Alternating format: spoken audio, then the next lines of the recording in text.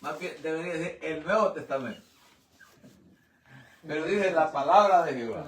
Dice la palabra. Pues en otras palabras, el testimonio de Cristo. El testimonio de Jesucristo.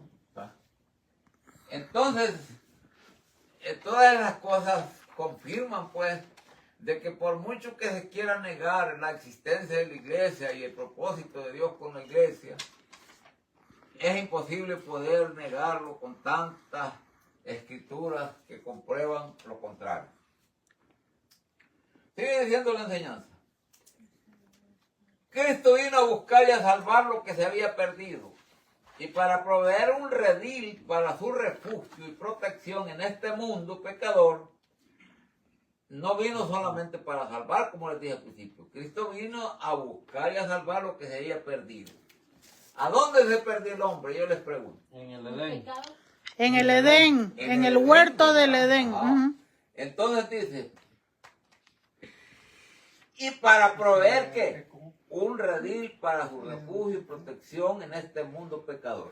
Entonces no vino solo para salvar al pecador, vino también para proveer un lugar de reunión para los que creyeran en él. Amén. Y ese redil se llama la iglesia de Dios. Vean lo que dice Juan 10:16. Juan 3:16.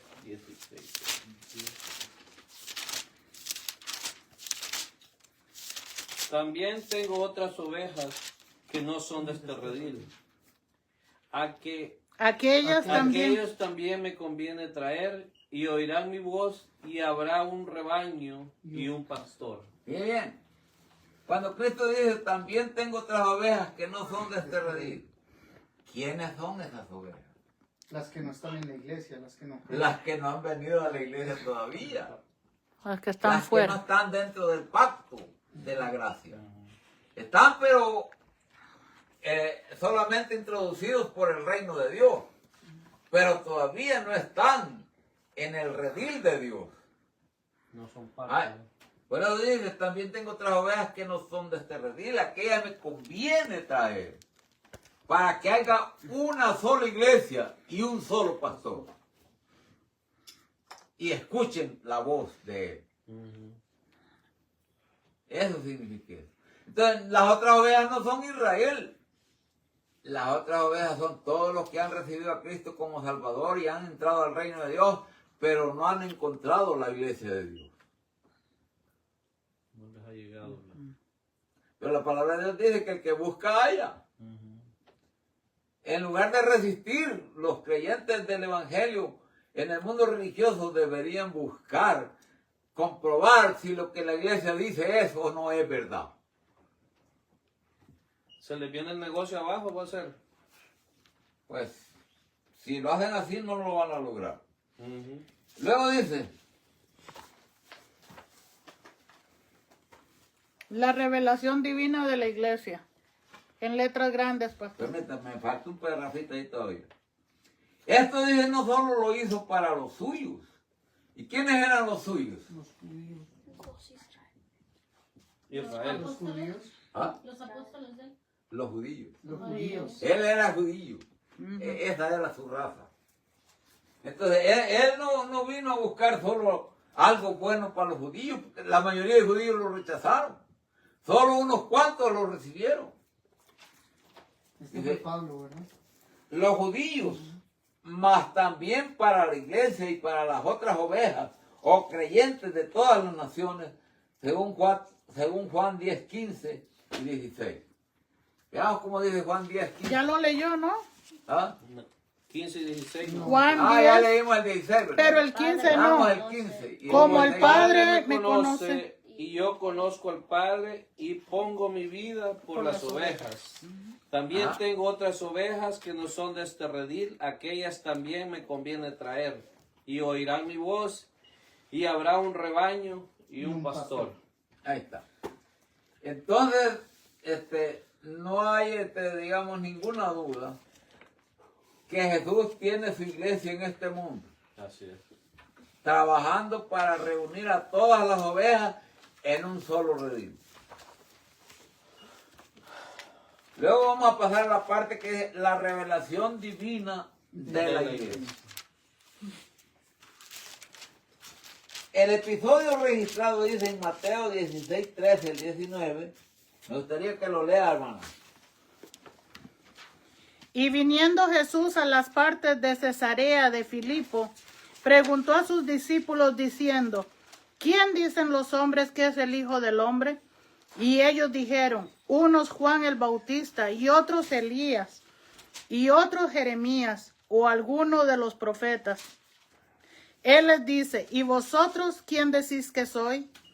Y respondiendo Simón Pedro dijo, tú eres el Cristo, el Hijo del Dios viviente. Entonces respondiendo Jesús le dijo, bienaventurado eres Simón, hijo de Jonás, porque no te lo reveló carne ni sangre, mas mi Padre que está en los cielos. Mas yo también te digo que tú eres Pedro, y sobre esta piedra edificaré mi iglesia, y las puertas del infierno no prevalecerán contra ella. Y a ti daré las llaves del reino de los cielos, y todo lo que ligares en la tierra será ligado en los cielos, y todo lo que desatares en la tierra será desatado en los cielos. Fíjate bien.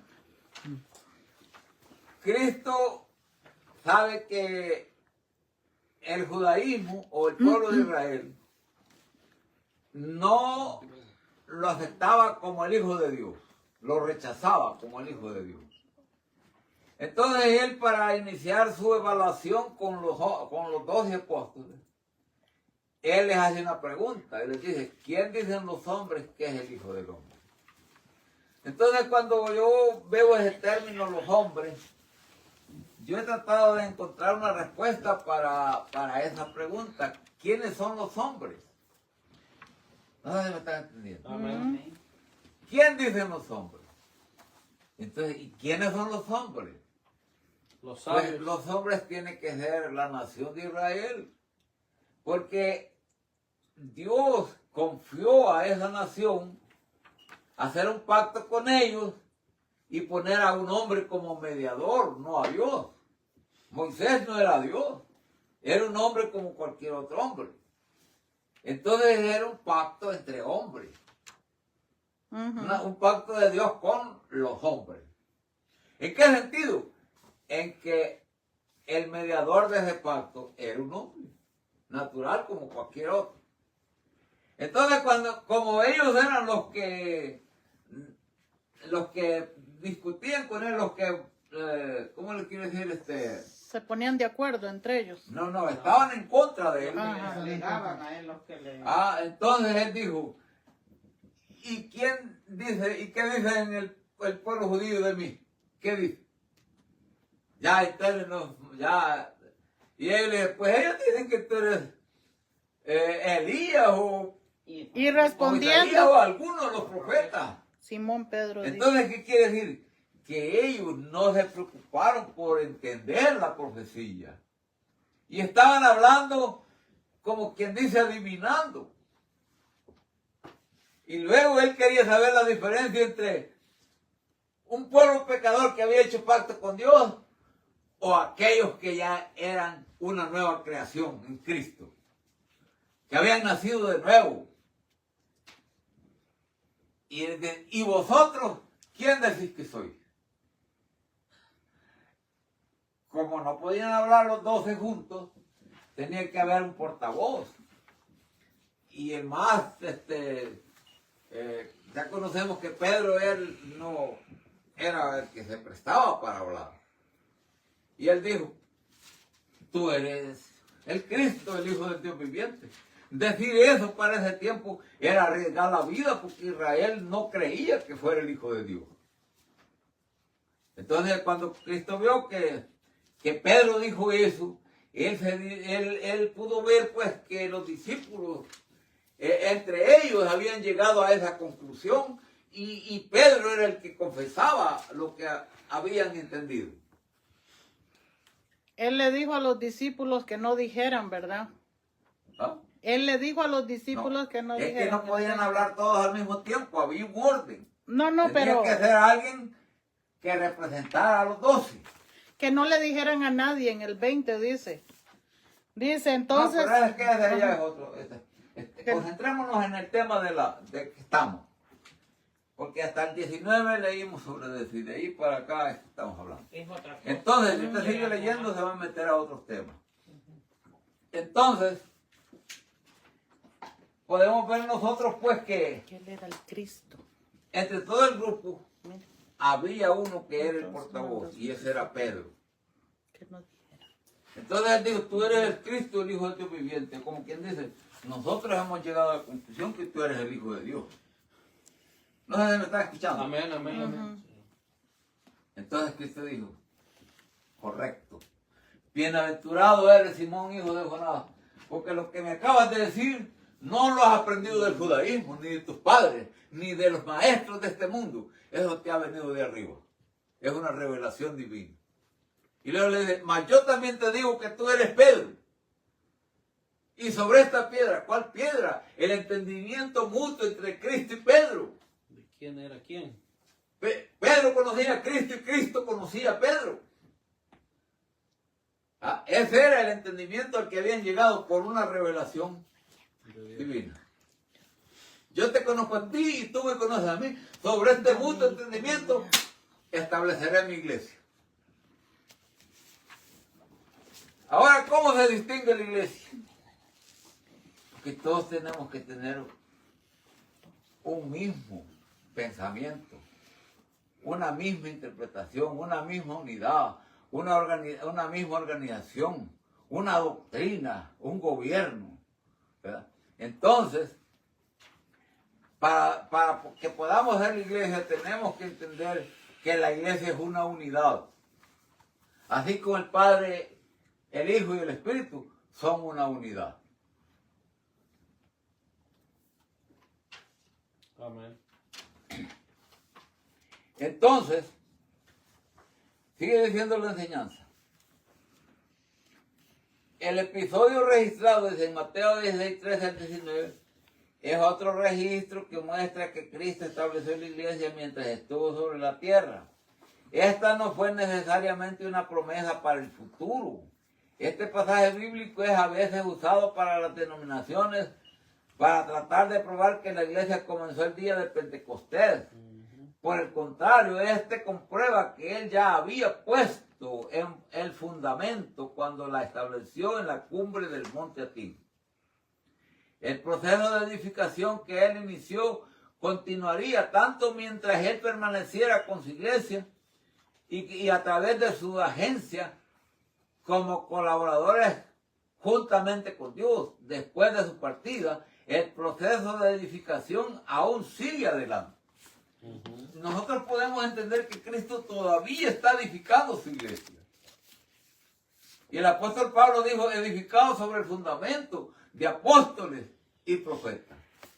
Y yo les digo, ¿y cuál es el fundamento de apóstoles y profetas? El Antiguo y el Nuevo Testamento. El Nuevo Testamento y el El Antiguo Antiguo Testamento. Testamento.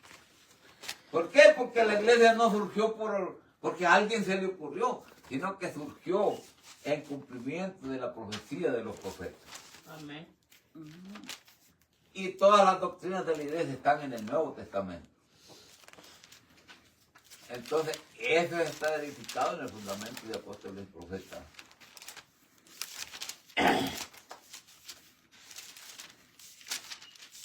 Su analogía, dice, expresa en Marcos 13:34. Y me gustaría que lean ese texto. Marcos 13:34. Como el hombre que partiéndose lejos dejó su casa y dio facultad a sus siervos y a cada uno de su obra, y al portero mandó que velase. ¿Qué? Como el hombre que partiendo lejos dejó su casa. Entonces, yo les pregunto a ustedes, ¿podría dejar una casa a alguien si no la ha establecido? No. ¿Verdad que no? Mm-mm. Dejó su casa es porque ya la había establecido. Ujú. Y esa es la casa de Dios. casa La de iglesia Dios. del Dios vivo, dice la Biblia, columna y apoyo de la verdad. Amén. Entonces dejó su casa y le dio facultad a sus siervos. ¿Y cuál es la facultad que les dio autoridad para proclamar el mensaje